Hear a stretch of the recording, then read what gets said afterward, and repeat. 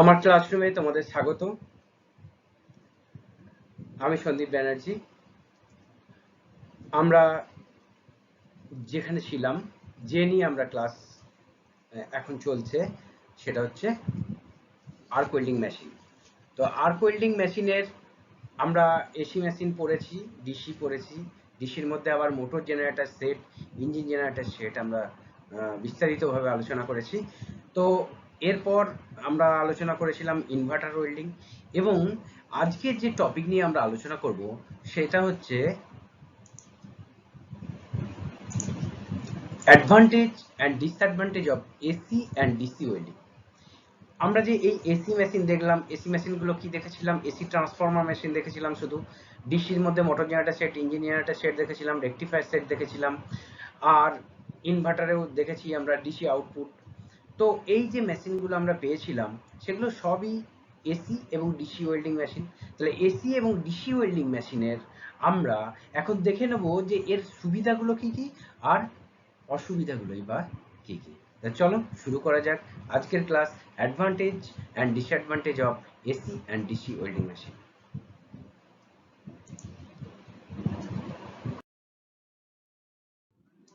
তো প্রথমেই আমরা দেখে নেব যে advantages of AC welding. AC যে ওয়েল্ডিং করছি তার অ্যাডভান্টেজ কি কি আছে। তো এ ওয়েল্ডিং ট্রান্সফরমার হ্যাজ, আমি যেহেতু বলেছি যে এসি ওয়েল্ডিং মেশিন বলতে ওয়েল্ডিং ট্রান্সফরমার, তো ওয়েল্ডিং ট্রান্সফরমার মেশিনের আমাদের যে অ্যাডভান্টেজগুলো আছে সেগুলো নিয়ে আমরা আজকে আলোচনা করব। দেখো, এর লো ইনিশিয়াল কস্ট, তাহলে মেশিনটা কিনতে আমার খুবই কম টাকা ইনভেস্ট করতে হবে। তাহলে এটা একটা অ্যাডভান্টেজ। এর ফলে আমি একটা মেশিন যদি কিনতে চাই, সেটা যদি হিউজ দাম হয়, তাহলে আমার পক্ষে সেটা সম্ভব নাও হতে পারে। সুতরাং এই এসি ট্রান্সফরমার যদি আমি কিনি, তাহলে কিন্তু খুব কম খরচ করেই আমি কিনতে পারবো। A low initial cost due to simple and easy construction. তোমরা কনস্ট্রাকশন ওয়ার্কিং প্রিন্সিপাল জানো যে শুধুমাত্র ট্রান্সফরমার আছে ভেতরে, এবং অয়েল অথবা ফ্যান, এয়ার কুলিং হলে ফ্যান, অয়েল কুলিং হলে শুধু অয়েল আছে, ট্রান্সফরমার অয়েল। ঠিক আছে। আর এবার a low operating cost due to less power consumption. এর অপারেটিং কস্ট, এটা চালাতে যে খরচা সেটা হচ্ছে পাওয়ারের খরচা, তাহলে পাওয়ারের কনজাম্পশন কিন্তু এখানে কম। আর দেখো, there is no effect of arc blow during welding due to AC. এসিতে আমরা জানি আর্ক ব্লো যেটা হয় সেটা হচ্ছে ডিসি মেশিনে হয়।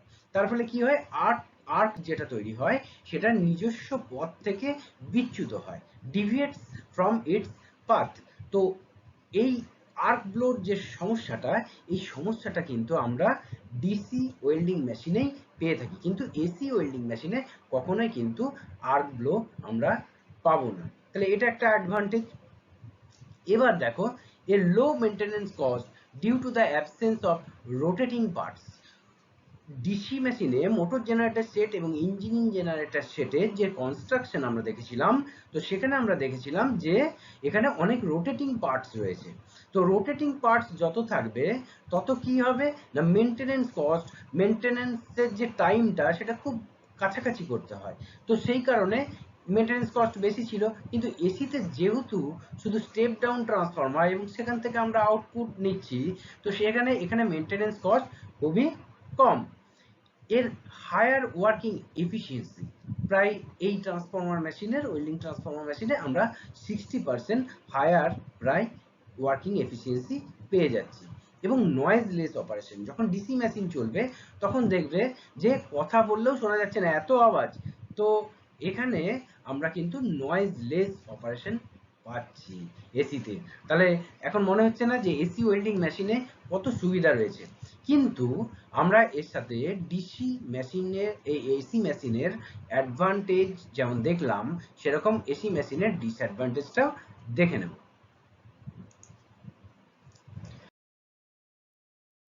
তো ডিসঅ্যাডভান্টেজ অফ এসি ওয়েল্ডিং এর, দেখো, it is not suitable for bare and light coated electrode.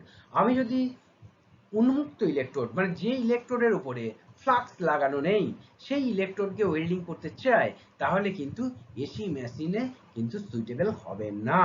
তো আমাকে কোটেড ইলেকট্রোড ব্যবহার করতে হবে। তাহলে আবার লাইট কোটেডও যদি থাকে, যদি হালকা কোটিং থাকে, তাহলেও কিন্তু এটা নট সুইটেবল ফর এসি। এটা কিন্তু আমার পক্ষে একটা ডিসঅ্যাডভান্টেজ।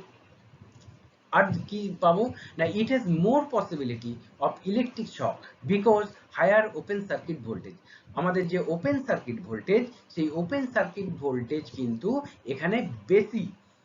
কত না 40 to 100 ভোল্টস। তাহলে এখানে আমরা যদি মানে শকের একটা চান্স থেকে যাচ্ছে, যেখানে ক্লোজ সার্কিট ভোল্টেজ 40 থেকে 60 ভোল্ট একটু কমলেও এখানে কিন্তু শক খাওয়ার একটা চান্স থেকে যাচ্ছে। তো সুতরাং এসি মেশিনের এটা একটা সমস্যা। এবার welding of thin gauge sheet, যেগুলো পাতলা সিট মেটাল ওয়েল্ডিং এর জন্য, তো সেগুলোতেও কিন্তু আমার এসিতে অসুবিধা, কাস্ট আয়রন ওয়েল্ডিং করতে অসুবিধা, আর নন ফেরাস ওয়েল্ডিং করতে অসুবিধা, এবং আমরা করিই না এসিতে, নন ফেরাস ওয়েল্ডিং করতেই পারি না। ঠিক আছে, তো এটা হচ্ছে খুব ডিফিকাল্ট। সুতরাং আমাদের থিন গেজ সিটের অসংখ্য জব থাকে যেগুলো আমরা এসিতে করতে পারবো না। কাস্ট আয়রনের জব থাকে, করতে পারবো না। নন ফেরাস যেগুলো মেটাল, যার মধ্যে লোহা নেই, যেমন অ্যালুমিনিয়াম, কপার, এগুলোও কিন্তু আমরা করতে পারবো না। এটা কিন্তু একটা বড় মাত্রায় ডিসঅ্যাডভান্টেজ অফ এসি। এবার দেখো আর ডিসঅ্যাডভান্টেজ যেটা আছে, it can only be used when electrical main supply is available। Electrical main supply আমাকে কিন্তু থাকতে হবে। আমার যদি একটা বাইরে একটা সাইটে ফিল্ডে যদি আমার স্ট্রাকচার তৈরি হয়, আমার যদি একটা ব্রিজ তৈরি হয়, সেখানে কিন্তু আমি এসি মেশিন চালাতে পারবো না, কারণ ইলেকট্রিক্যাল মেন সাপ্লাই ওখানে নেই। কিন্তু ডিসিতে চালাতে পারবো, যেটা আমার আগের ক্লাসটা দেখবে যে আমরা যে ডিসি যে ইঞ্জিন জেনারেটর সেট, সেই মেশিন কিন্তু ইজিলি চালাতে পারবো। তাহলে এটাও একটা বড় ডিসঅ্যাডভান্টেজ। এরপর আমরা দেখে নিই যে ডিসির ক্ষেত্রে কি কি অ্যাডভান্টেজগুলি রয়েছে।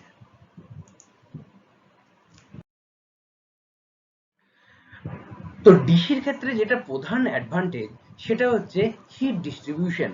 যে আমরা চাইলে আমাদের ওয়েল্ডিং এর যে আউটপুট টার্মিনাল থেকে আমরা দুটো ওয়েল্ডিং কেবল বের করে আনি, দুটো তার বের করে আনি, সেই দুটো আমরা একটা ইলেকট্রোড হোল্ডারে লাগাই আর একটা আর্থ ক্ল্যাম্পে লাগাই। তো এখানে আমার সেইটা পসিবিলিটিস থাকছে, আমার আমি সেই জায়গায় কিন্তু আমি চেঞ্জ করতে পারি। কারণ ডিসিতে পজিটিভ এবং নেগেটিভ, এই যে দুটো ওয়েল্ডিং কেবল আমার রয়েছে, একটা ইলেকট্রোড হোল্ডার এবং একটা আর্থ ক্ল্যাম্পে, সেখানে দেখো পজিটিভ সাইডে 2/3 এবং নেগেটিভ সাইডে 1/3 তাপ কিন্তু আমরা জেনারেট করতে পারছি। তাহলে সেক্ষেত্রে কি হবে, required heat distribution is possible between the electrode and the base metal due to the change of polarity. তাহলে পোলারিটি যেহেতু আমরা চেঞ্জ করতে পারছি, সুতরাং এখানে আমরা কি করতে পারছি, পজিটিভের 2/3 এবং নেগেটিভে যে 1/3 তাপ, সেটা কিন্তু আমি চাইলে জবেও দিতে পারি, আবার ইলেকট্রোডেও দিতে পারি। ধরো আমার থিন একদম জব, তাহলে আমি কম তাপ কোন দিকে দেবো, আমি অবভিয়াসলি জবের দিকে দেবো। সুতরাং তখন কিন্তু আমি নেগেটিভ সাইডটা জবে লাগাবো, নেগেটিভের যে ওয়েল্ডিং এর আউটপুট কেবল বেরিয়ে এসছে সেখানে আমি জবে লাগাবো। আবার যদি আমার ইলেকট্রোড যদি বেয়ার হয়, ইলেকট্রোড যদি পাতলা হয়, তাহলে ইলেকট্রোডের দিকে আমি নেগেটিভ সাইড দেবো। এতে দেখে নিই পরেরটা, it can be use successfully to weld both ferrous and non ferrous metal. তাহলে ফেরাস এবং নন ফেরাস মেটাল দুটোই আমরা ওয়েল্ডিং করতে পারছি, ডিসির একটা মস্ত বড় অ্যাডভান্টেজ। এবার দেখো বেয়ার ওয়্যার এবং লাইট কোটেড ইলেকট্রোড, যেটা এসিতে করতে পারছিলাম না, সেটাও কিন্তু এখানে ইজিলি করতে পারছি। Positional welding is easy due to polarity advantage. আমি যেটা বললাম, পজিশনাল ওয়েল্ডিং মানে হরাইজন্টাল, ভার্টিক্যাল এবং ওভারহেড পজিশনের জন্য, যেখানে আমার মোল্টেন পুল ছোট তৈরি করতে হবে, ওকে নিচের দিকে নামাতে পারবে না অত। কিন্তু বড় মোল্টেন পুল হলে টপ করে গ্র্যাভিটেশনাল ফোর্স ওকে নিচে নামিয়ে দেবে, আমার ওয়েল্ডিংটা ডিস্ট্রয় হয়ে যাবে।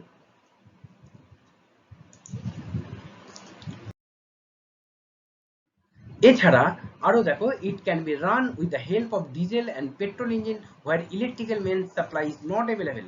তাহলে এসি যেখানে আমার বাইরে করা যাচ্ছিল না, কিন্তু ডিসিতে আমার পেট্রোল বা ডিজেল ইঞ্জিন দিয়ে আমি কিন্তু ডিজেল জেনারেটর সেট বা ইঞ্জিন জেনারেটর সেট বা পেট্রোল জেনারেটর সেট এটা আমি কিন্তু ইউজ করতে পারছি, যেখানে আমার কারেন্ট নেই, আমার সাইটে কাজ হচ্ছে, আমার ব্রিজ তৈরি হচ্ছে।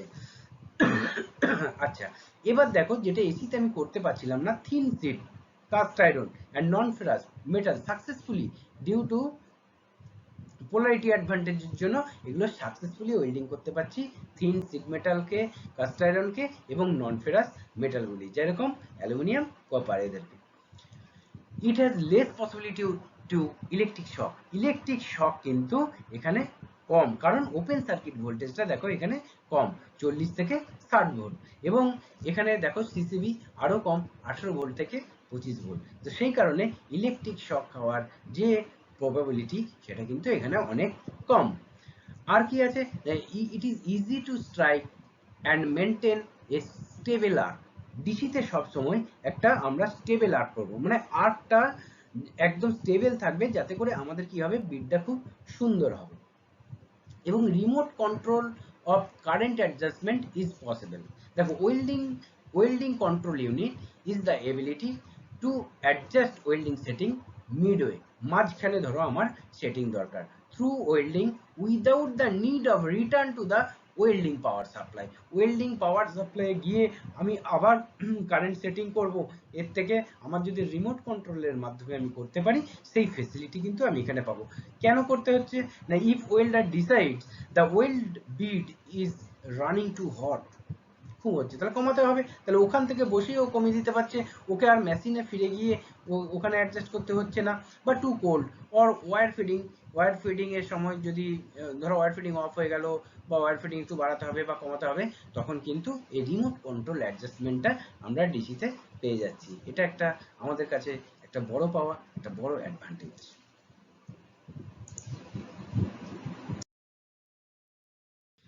এরপর এর কিছু ডিসঅ্যাডভান্টেজও আছে, যেমন এই মেশিনটা কিনতে, আমরা এসি মেশিন কিনতে যেমন বলেছিলাম যে এর দাম খুবই কম, কিন্তু দেখো এখানে হায়ার ইনিশিয়াল কস্ট, এখানে মেশিনের দাম কিন্তু বেশি, হায়ার অপারেটিং কস্ট, যেহেতু ভেতরে রোটেটিং পার্ট আছে বললাম, সুতরাং এর যে অপারেটিং কস্ট সেটা কিন্তু অনেক বেশি, মেনটেনেন্স কস্ট সেটাও কিন্তু বেশি। আর কি একটা অসুবিধা আছে, আমি বলেছিলাম যে আর কি হচ্ছে না, এর নিজের লাইন থেকে মাঝে মাঝে ডিভিয়েটস হচ্ছে, এর নিজের লাইন থেকে বিচ্যুত হচ্ছে। তো এটার কারণ হচ্ছে ডিসি ম্যাগনেট জেনারেশন। তো সেই কারণে এখানে যেহেতু এটা হবে, তখন কিন্তু আমাকে আর্ক ব্লোর একটু অসুবিধা ফিল করতে হতে পারে, তখন আর্ক ব্লোর যে রেমেডি আছে আমার ক্লাস দেখবে, সেখানে কিন্তু সেই রেমেডিগুলো নিতে হবে। এছাড়া এর লোয়ার ওয়ার্কিং এফিসিয়েন্সি, এখানে কিন্তু মাত্র 25% আমি ওয়ার্কিং এফিসিয়েন্সি পাচ্ছি, এটাও একটা ডিসঅ্যাডভান্টেজ। এর noisy operation in the case of welding generator, যখন ওয়েল্ডিং জেনারেটর চলবে তখন আমরা কথা বললেও শুনতে পারবো না, এত আওয়াজ হবে, সুতরাং এটা একটা নয়েজি অপারেশন, এটা আমাদের পক্ষে একটা ইরিটেটিং। আর অকুপাইজ মোর স্পেস, এই মেশিনটা অনেক বড় হয়, সুতরাং এ কিন্তু অনেকখানি জায়গা নেবে।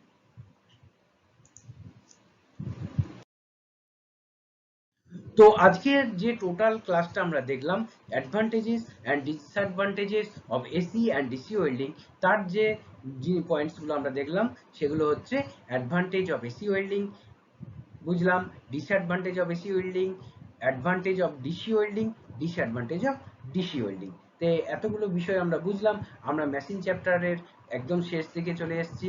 এরপর আমরা আর কয়েকটা চ্যাপ্টার আছে, সেটা কমপ্লিট করে দিয়ে আমরা অন্য জায়গায় এরপর চলে যাব। তো এতক্ষণ আমার সঙ্গে থাকার জন্য সবাইকে ধন্যবাদ, সবাইকে আমার ক্লাসরুমে আন্তরিক শুভেচ্ছা এবং থ্যাঙ্কস ফর ওয়াচিং।